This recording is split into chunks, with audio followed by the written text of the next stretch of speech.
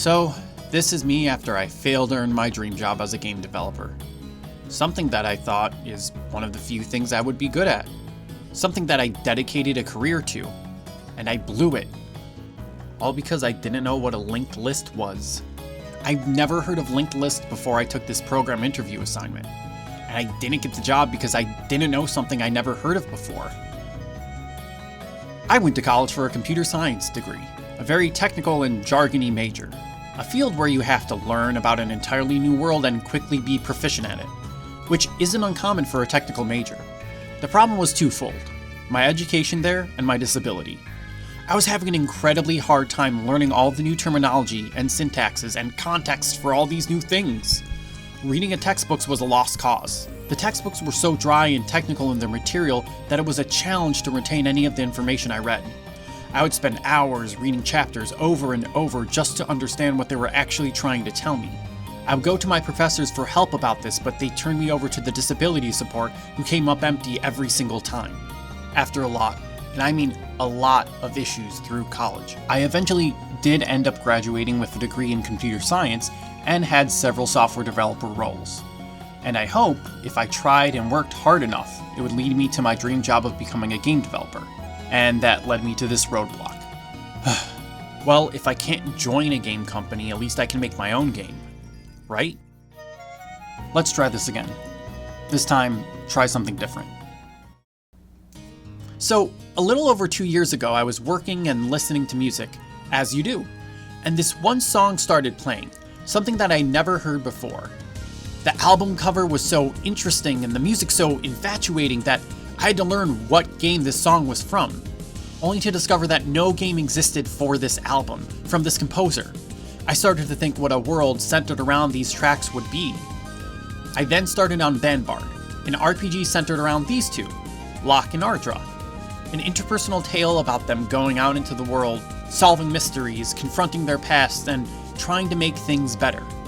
The dialogue is something I'm new to when it comes to designing games and wanted to get it just right. So a lot of drafts and redrafts went in to perfect it.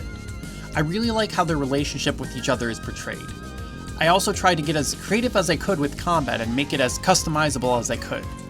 Each party member can equip seams, a key element of the world, and equipping it changing their skills.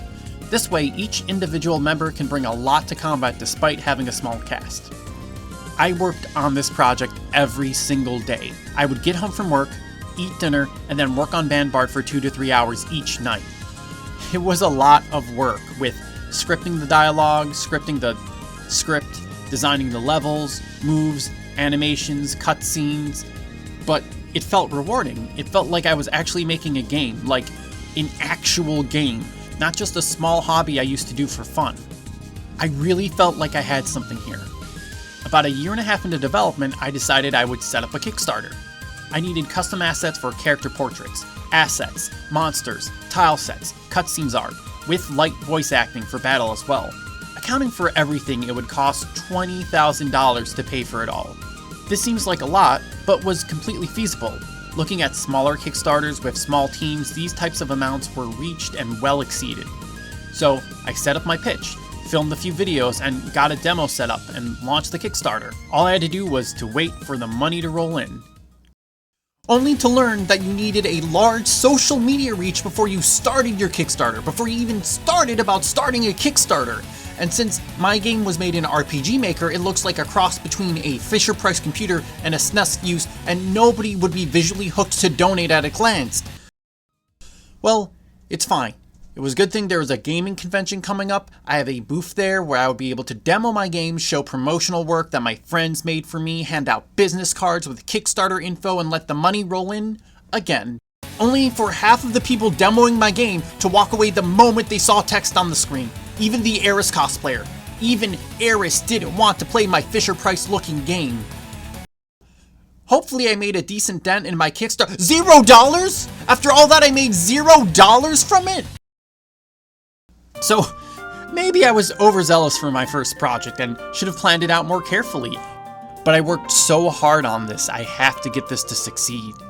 I think a major issue is that it was made in RPG Maker and looks very generic compared to other RPG games. But the problem is I needed Kickstarter money so I can give the game a complete facelift. I ended up going into my personal savings to work on custom battle sprites and actor sprites. At least that way it would give it some visual pop. I think redesigning all the tile sets for the game would be too costly, and since I already have the map's design, it would basically be tracing over existing assets just in a slightly different art style. Let's try this again. Try something different. I guess I'm just really frustrated at my lack of ability to learn what I actually need to learn to succeed. Novels, video games, learning that stuff is easy, but computer science stuff, programming, that's hard. I never learned what linked lists were in college, but shouldn't I have learned that on my own at some point? Before I had a game developer interview? I'd also like to make Bandbard a success, but the lack of any interest from Kickstarters to demos to rejection letter after rejection letter leaves a bitter taste in my mouth. It makes me wonder, what am I lacking? What am I missing to succeed? I have a hard time memorizing basic syntax, so much so that I'll have old projects open to copy and paste some code. But I must have some knack for programming. I was able to make all this on Unreal with no training whatsoever. I was able to hijack an existing plugin in RPG Maker and add my Steam skills system thingy on it. But what am I missing to succeed? Do I need to go back to school to take more classes? I understand how CS works and have programmed and worked with most commonly used languages, but I have issues connecting all of those pieces together. Should I have used a different engine besides RPG Maker so my game didn't look so generic? Well, how would I have started? With what art assets? With what art skills? I have this feeling deep in my chest that I had to be a programmer. It was the only way I would be able to work on games. I don't love the programming part of it, but I love the process of creating something. Creating a game that others can find joy in.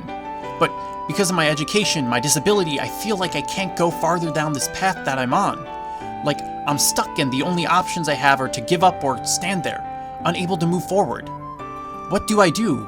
What can I do that I haven't already done? Let's try this again. This time, try something different.